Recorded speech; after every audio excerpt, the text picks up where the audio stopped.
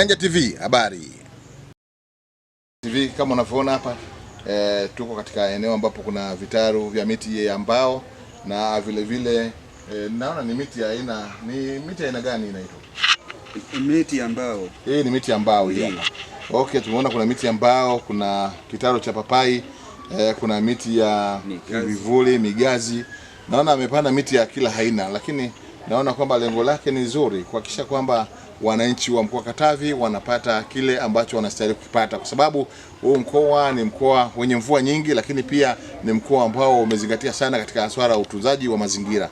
Hapa bado tuko na Myovela tukizunguka kuangalia kazi mbalimbali anazozifanya, lakini tumeona kwamba kazi anazozifanya zinataka support kubwa ya serikali kumuunga mkono. Ofisi ya mkurugenzi, ofisi ya mazingira ina haki ya kuweza kumuunga mkono kwa sababu anachokifanya anakifanya kwa ajili ya manufaa ya wananchi na Katavi kwa ujumla.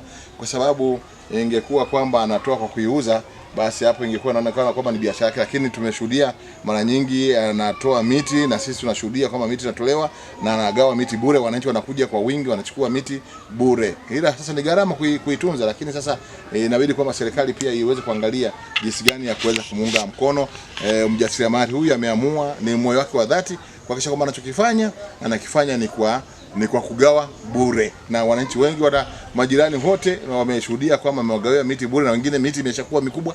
Kwa hiyo ni jinsi tu serikali kuweza kumbeba kwa sababu ni mtu anafanya kitu ambacho Rais wa Jamhuri ya Muungano wa Tanzania amesisitiza kwanza watu wa mikoa yote wakisha kwamba anapanda miti hasa ya matunda kwa ajili ya kuondoa udumavu, kwa sababu sasa tuko katika kile kipindi cha kuzingatia masuala ya lishe kwa jamii yetu ya Watanzania, lakini pia bila matunda basi hatujapata lishe ambayo ni bora. Kwa hiyo tunakwenda kudidimiza hali ya udumavu kwa kupanda miti ya matunda mbalimbali. Lengo ni kuhakikisha kwamba watu wetu wanapata lishe iliyo bora. Hii Nyanja TV na mimi ni Laurent William nikiripoti kutoka hapa Katavi, kata ya Semurwa.